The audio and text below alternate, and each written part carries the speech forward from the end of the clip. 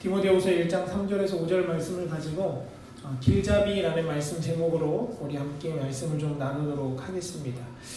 여러분, 혼자 힘으로 신앙생활을 하려고 하면 굉장히 어렵습니다. 그래서 신앙생활을 할 때에도 우리의 신앙의 길잡이가 필요한데요. 여러분, 여행을 다녀보시면 아시겠지만 그 외국 같은 데를 여행을 가면 그 외국어가 능통하지 않기 때문에 꼭 누구를 동행하죠? 가이드를 동행합니다. 뭐 외국어가 능통한 사람들은 상관없지만 그게 아니라 외국의 지리도 잘 모르고 외국어도 능통하지 않은 사람들은 거의 다 가이드를 대동하죠. 아마 근데 우리의 신앙생활에도 그런 가이드가 좀 있어야 할 것 같습니다. 왜 그러냐면 우리가 신앙생활을 처음에 발을 들여놓거나 아니면 몇 년을 해왔지만 사실 우리의 신앙생활 가운데 뭐가 가이드인지를 잘 알지 못하는 경우가 있기 때문에 그렇습니다. 여러분, 성경을 보면요, 성경에는 믿는 사람들에게 주신 하나님의 가이드가 굉장히 많이 등장합니다. 뭐 말씀도 있고요, 뭐 다양한 것들이 등장하는데요. 뭐 두루뭉실하게 표현을 해보자면 우리의 신앙생활의 가장 좋은 길잡이는 말씀입니다. 성경 말씀입니다. 그런데 저는 예전부터 이렇게 말씀을 듣고 자랐는데 제 마음속에 드는 한 가지 의문점이 있었습니다. 그게 무엇인가 하면, 아니, 말씀을 따라서 살라고 하는데 말씀을 대체 어떻게 따라 살아야 하는 것인가? 그리고 대체 그 말씀이 나를 인도한다고 하는데 대체 말씀이 나를 인도한다는 게 뭐지? 저는 어린 시절부터 이 궁금증이 끊이질 않았습니다. 혹시 여러분도 그런 궁금증 가져본 적 있으신가요?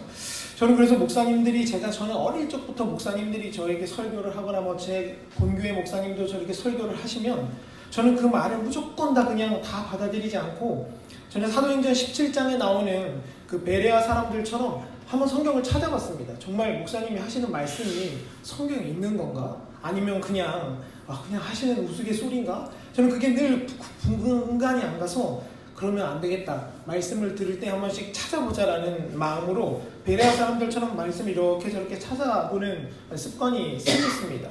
그래서 때로는 어떤 분들은 제가 어릴 적에 저는 이런 오해도 받았습니다. 예배 시간에 자꾸 이렇게 성경책을 뒤적뒤적거리니까요. 저희 많은 분들이, 저희 고향교회 많은 분들이, 야, 쟤는 그 권사 아들이라는 녀석이 성경 말씀을 듣지도 않고 맨날 성경책만 뒤적거린다라고 오해하셨을 수도 있습니다. 근데 제가 그렇게 어릴 적부터 성경책을 뒤적거렸던 이유는 정말 하나님의 말씀에 기록되어져 있는 이야기인가가 궁금했습니다. 근데 여러분, 성경을 제가 그렇게 찾아보고 하다가 한 가지 깊이 알게 된 사실이 있는데 그게 무엇인가 하면, 하나님은 우리에게 신앙생활을 잘 해갈 수 있도록 우리에게 길잡이를 주셨다라는 사실입니다. 하나님은 우리에게 가이드를 주셨더라고요. 오늘 함께 그 가이드에 관한 이야기 두 가지를 나누면서 좀 은혜를 나누려고 합니다. 여러분, 오늘 제가 성경을 통해서 많은 믿음의 사람들이 가이드 삼고 나아갔던 그것이 무엇인가에 대해서 우리 좀 함께 나누려고 합니다. 우리 그러기 위해서 먼저 사도행전 말씀을 좀 찾아보려고 하는데요. 사도행전 23장 1절의 말씀을 한번 좀 찾아보겠습니다. 사도행전 23장 1절 말씀입니다. 이제 사도 바울에 대한 그 내용이 나오는 본문입니다. 사도행전 23장 1절 말씀입니다. 사도행전 23장 1절 함께 찾으셨으면 우리 함께 합독해 보도록 하겠습니다. 시작. 바울이 공회를 주목하여 이르되, 여러분 형제들아, 오늘까지 나는 범사의 양심을 따라 하나님을 섬겼노라 하거늘. 아멘. 여러분, 첫 번째 하나님이 우리에게 주신 믿음의 신앙생활의 가이드는 바로 양심입니다. 여러분, 사람에게는 누구나 다 양심이 있습니다. 태어날 때부터, 그리고 조금씩 자라면서부터 교육을 받아서 기준이 더 높아지고 낮아지고의 차이는 있지만 다들 양심이 있습니다. 그래서 양심에 찔리는 일을 하고 나면 괜히 찝찝하고 괜히 마음이 뒤숭숭하게 됩니다. 우리 안에서 자연스럽게 이것은 나쁘고 이것은 좋아라고 판단하는 것이 바로 양심이죠. 근데 여러분, 놀라운 것은요, 이 믿음의 사람들이라고 불리는 사람들이 자기의 신앙의 가이드라인을 삼았던 것이 무엇인가 하면 바로 양심이었다라는 사실이죠. 오늘 읽은 제가 지금 찾아본 23장 1절의 말씀에 보니까 뭐라고 사도 바울이 고백하냐면 나는 범사에 모든 일에 하나님을 섬길 때 그냥 섬긴 게 아니라 무엇을 따랐다고 하죠? 양심을 따라서 하나님을 섬겼다고 분명히 사도 바울이 이야기하고 있거든요.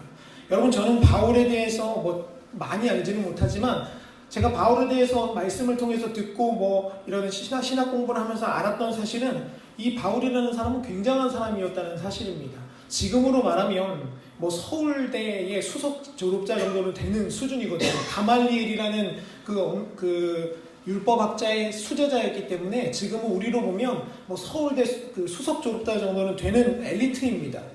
그런데 이 엘리트가 어떤 일도 경험하냐 하면 삼층천이라는 곳도 다녀오잖아요. 우리로 표현하면 뭐 천국을 갔다 왔다 이렇게 표현하기도 하죠. 보고 들은 것이 너무 많아서 교만해질까봐 하나님이 그에게 가시를 주셨다라고 말씀하실 정도로 사도 바울은 굉장히 뛰어난 사람이었습니다. 오죽하면 사도 바울이 지나가고 손수건만 얹어도 막 병이 낫는 기적이 일어나죠.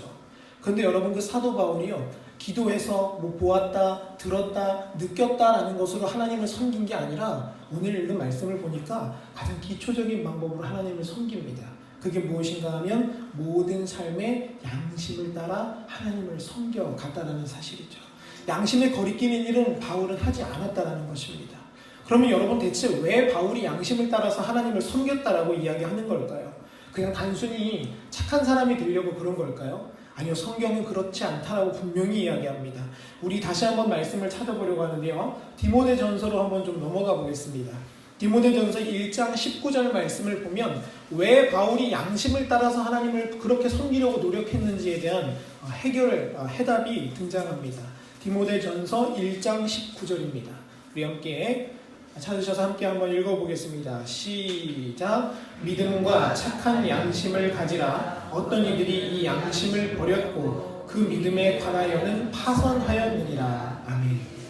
여러분 왜 바울이 그렇게 양심을 강조했냐면 양심과 믿음은 함께 가는 거기 때문에 그렇습니다. 그래서 뭐라고 말합니까? 양심을 어떤 사람이 버렸는데 그 사람은 뭐까지 부서졌대요? 믿음까지 마치 부서진 배처럼 파손해버렸다고 이야기하죠. 여러분 이 말씀이 진리라는 사실을 우리가 신앙생활을 하면서 깨닫게 됩니다. 왜냐하면요 여러분 저는 양심적이지 않은 사람의 믿음이 좋다는 말은 단 한 번도 들어본 적이 없는 것 같습니다.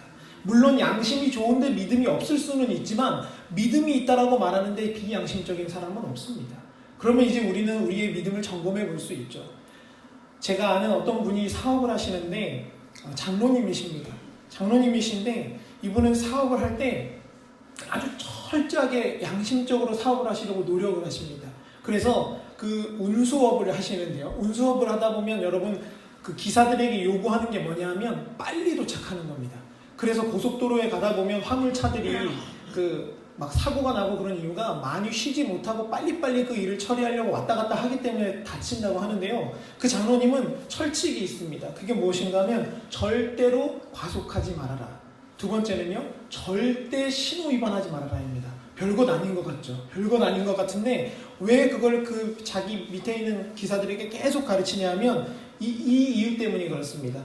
사람은 보지 않아도 경찰은 보지 않아도 하나님은 너를 보신다.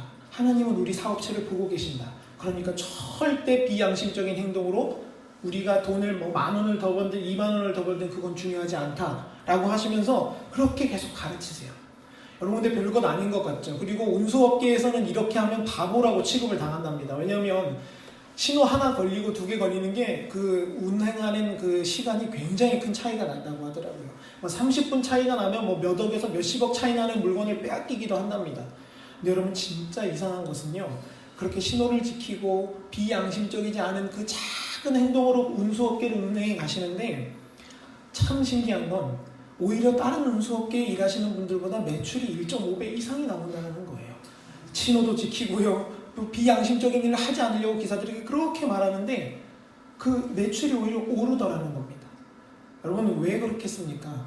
바울이 바로 그렇게 하나님을 섬겼던 것처럼 그 장로님은 그 믿음의 비밀을 깨달았던 겁니다. 아, 내가 하나님을 양심껏 섬겨야 되는구나.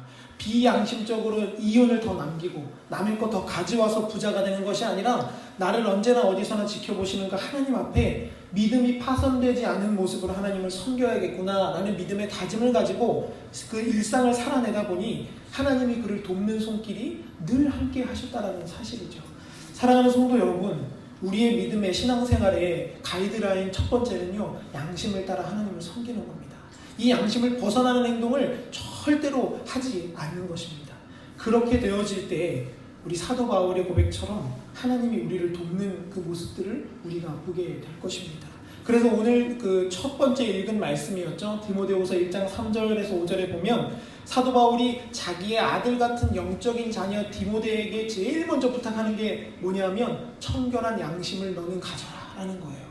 뭐 믿음도 좋고 은사도 좋고 능력도 좋지만 너에게 뭐가 있어야 한다라고 말하냐? 청결한 양심이 있어야 한다라고 말하는 겁니다. 사랑하는 성도 여러분, 오늘 이 자리에서 저는 여러분에게 이런 부탁을 드리고 싶습니다. 여러분, 말씀대로 사는 것은 그렇게 어렵지 않습니다. 가장 중요한 거, 아주 작은 것부터 우리가 그 양심껏 행동하는 것이죠. 부정을 저지르지 않고 불법을 행하지 않으며 하나님을 따라가는 것. 그것이 바로 우리 신앙생활 가이드의 첫 번째 길잡이가 된다는 것입니다. 그런데 여러분도 잘 아시다시피 사람의 양심은 완전하지 못합니다.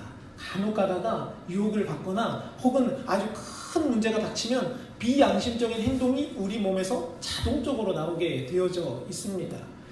그렇기 때문에 하나님은 우리에게 두 번째 길잡이를 주셨는데요. 바로 그 두 번째 길잡이가 무엇인가 하면 성령 하나님이십니다. 여러분, 성경을 보면 다 믿음의 사람들은 성령님을 길잡이 삼아서 믿음의 걸음을 걸어갔습니다. 우리 함께 좀 말씀을 찾아보려고 하는데요. 누가복음 말씀으로 한번 좀 가려고 합니다. 누가복음 4장 1절의 말씀을 한번 보겠습니다. 누가복음 4장 1절의 말씀입니다.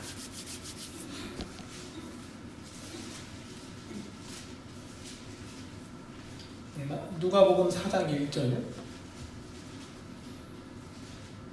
우리 함께 찾으셨으면 한번 읽어보겠습니다. 누가복음 4장 1절입니다. 함께 읽겠습니다. 시작. 예수께서 성령의 충만함을 입어 요단강에서 돌아오사 광야에서 40일 동안 성령에게 이끌리시며. 아멘. 여러분, 예수님께서 살아생전 사역을 하시기 전에 가장 먼저 뭐 하셨냐면 성령을 받으셨습니다. 세례 요한 앞에 가서 그 세례 받은 후에 성령님이 예수님에게 임하셨죠. 근데 여러분, 예수님에게 그렇게 성령님이 임하신 후에 예수님이 제일 먼저 한 일이 뭐냐면 성령에 이끌려 다니기 시작하셨습니다. 우리로 생각하면 이제 딱 성령 받았으니까 딱 멋있게 딱 등장해서 병자도 고치고 죽은 자도 살리고 막 하셔야 될 텐데, 예수님이 제일 처음 먼저 무엇을 하셨냐면 마귀에게 시험을 받으러 가십니다. 근데 놀라운 것은요, 성령이 그 예수님을 그 마귀의 시험대로 이끌었다라고 성경은 기록한다라는 거죠. 이상하지 않습니까? 성령님은 진리의 영이시고 우리를 인도하시는 분이신데 왜 예수님마저도 그 마귀의 시험대에 올려두게 하셨을까요? 그게 바로 성령님을 철저하게 따라 살도록 훈련하는 첫 번째 방법이었다는 것입니다. 여러분, 여러분의 삶에도 예수님이 이 모습을 보여주신 이유는 우리도 그렇게 살게 하기 위해서이지 않겠습니까? 우리도 성령님을 우리의 길잡이 삼아서 철저하게 따라 살라고, 그분의 인도를 철저하게 받으면서 나아가라고 주님이 가장 먼저 성령을 받고 보여주신 모범이 바로 성령에게 이끌리시는 거였습니다. 여러분, 근데 예수님만 그런 게 아니라 우리가 알고 있는 그 유명한 사도 바울도 아주 성령에 꽁꽁 묶인 사람이었다고 성경은 기록합니다. 우리 한 번만 더 말씀을 찾겠습니다. 사도행전 20장 22절의 말씀입니다. 사도행전 20장 22절입니다. 사도행전 20장 22절.